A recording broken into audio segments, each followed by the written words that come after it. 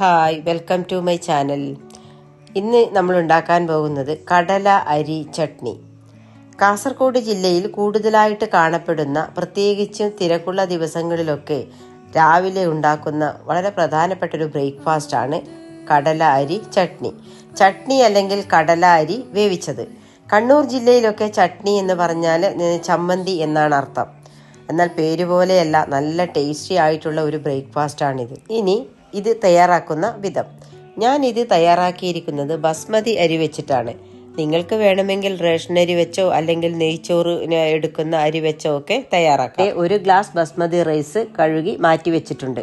തലേന്ന് കുതിർത്ത് വെച്ച 1/2 ഗ്ലാസ് കടല കുക്കറിൽ ആവശ്യത്തിന് വെള്ളവും അല്പം ഒരു കളറിന് വേണ്ടി കുറച്ച് മഞ്ഞൾപ്പൊടിയും ചേർത്ത് പാകത്തിന് ഉപ്പും ചേർത്ത് വേവിച്ചെടുക്കുക.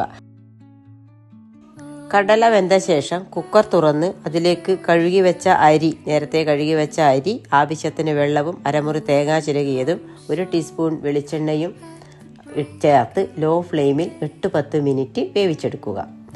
റേഷൻ അരിയാണ് എടുക്കുന്നതെങ്കിൽ കടലയും അരിയും ഒരുമിച്ച് കുക്കറിലിട്ട് വേവിച്ചെടുക്കാം. വറവ് തയ്യാറാക്കുന്നതിന് വേണ്ടി ചീനച്ചട്ടി അടുപ്പിൽ വെച്ച് എണ്ണ ചൂടാകുമ്പോൾ 1 സ്പൂൺ കടുകിട്ട് പൊട്ടിച്ച ഉടൻ ഒരു സവാള മുറിച്ചതിട്ട് വഴറ്റുക. സവാള ഏകദേശം വഴന്നു വരുമ്പോൾ അതിലേക്ക് കുറച്ച് കറിവേപ്പിലയും ഇടിച്ചു വെച്ച വറ്റൽമുളകും ചേർത്ത് ഇളക്കുക. നമ്മുടെ ചട്നിയിലേക്ക് ചേർത്ത് ഒന്നുകൂടി ഇളക്കി സെറ്റ് ചെയ്യുക. ഇവിടെ നമ്മൾ ശ്രദ്ധിക്കാനുള്ളത്, ഈ ചട്നിക്ക് കൂടുതൽ ടേസ്റ്റ് ഉണ്ടാക്കുന്ന സംഭവമാണ് ഈ ചുവന്ന ഉള്ളി മൂപ്പിച്ചെടുക്കുന്നത്.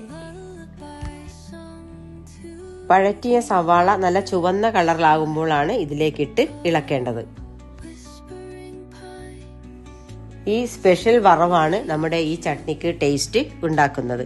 ആവശ്യത്തിന് മല്ലിയില തൂകി നമുക്ക് ചൂടോടെ ഇത് ഉപയോഗിക്കാം. എല്ലാവരും ഒന്ന് ഉണ്ടാക്കി നോക്കണേ. ഇഷ്ടമായാൽ കമൻറ്റ് ചെയ്യാനും ലൈക്ക് ചെയ്യാനും സബ്സ്ക്രൈബ് ചെയ്യാനും മറക്കല്ലേ.